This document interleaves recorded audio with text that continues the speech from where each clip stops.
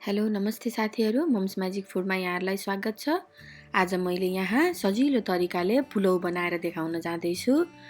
यो एकदमै सजिलो हुन्छ, बनाउनको लागि धेरै समय पनि लाग्दैन र खाँदा पनि मिठो हुन्छ। यो तीज पनि आउन लाग्यो, तपाईले यसरी नै बनाएर खाजा खुवाउनु भयो भने पनि मिठो हुन्छ। अब हामीले यसको लागि बनाउन सुरु गरौँ है त। अब यो एउटा प्यानमा मैले यहाँ 1 ठुलो चम्चा घिउ राखेँ। घिउ राखेपछि मैले यहाँ 1 इन्च जति 3-4 टुक्रा जति दालचिनी राखेँ र 4वटा सुकमेल र 2-4वटा ल्वाङ राखेँ। अब यसलाई मैले यहाँ हल्का बास्ना आउने गरी भुट्छु। यसलाई धेरै बेर डडाल्नु पर्दैन। हल्का बास्ना छोड्न थालेपछि यसमा मैले यहाँ 8-10वटा जति आल्मोन्ड राखेँ। 1 मुठी जति मैले यहाँ काजु पनि राखेँ र यसलाई मैले यहाँ हल्का रातो बनाउने गरी भुट्दैछु।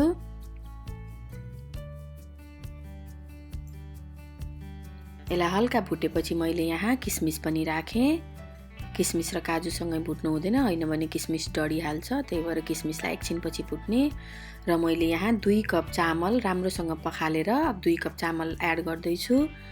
मैले यहाँ चामललाई पहिल्यैदेखि भिजाएर राखेको होइन। चामल पहिल्यैदेखि भिजाएर राख्नुभयो भने चामल भुट्दा भुट्दै टुक्रा पर्छ, त्यही भएर यसलाई भुट्ने बेलामा मात्रै गर्ने।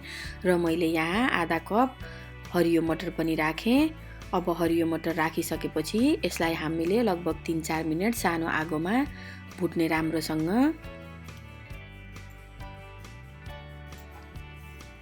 तपाईले यसले भुट्दै गएपछि यसले आफै घिउ पनि छोड्छ अनि यसको आवाज पनि आउँछ चिटचिट गरेर। त्यो आवाज आएपछि यसमा मैले थोरै 1/4 सानो चम्चाको नुन राखेँ र आधा चम्चा जति चिनी राखेँ। हल्का चिनी र नुन राख्नुभयो भने एकदमै मिठो हुन्छ। पुलाउमा पनि नुन राख्छन् त भनेर अचम्म पर्नु होला साथीहरू, तर एकचोटि ट्राई गर्नु, साँच्चै नै यो एकदमै मिठो हुन्छ। तर धेरै स्वाद आउने गरी नुन राख्ने चाहिँ होइन, नुन र चिनी एकदमै कम राख्ने हो। र यसलाई हामीले यहाँ फेरि राम्रोसँग भुटौँ। अब भुटिसकेपछि मैले यहाँ 2 कप पानी एड गर्छु।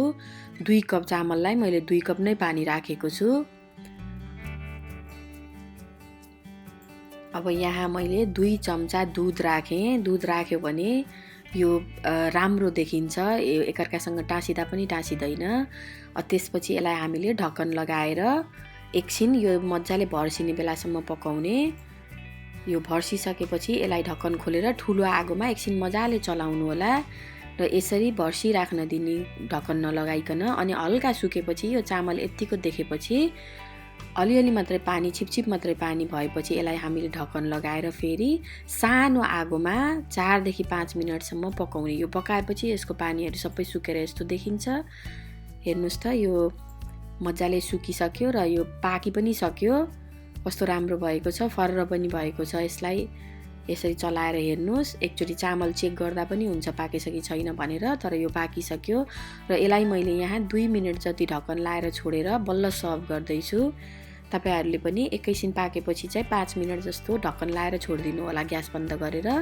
हेर्नुस् त, यो खानको लागि रेडी भयो र कति राम्रो देखिएको छ। तपाईहरुले पनि यसलाई बनाएर घरमा ट्राई गर्नु होला। ह्यापी तीज।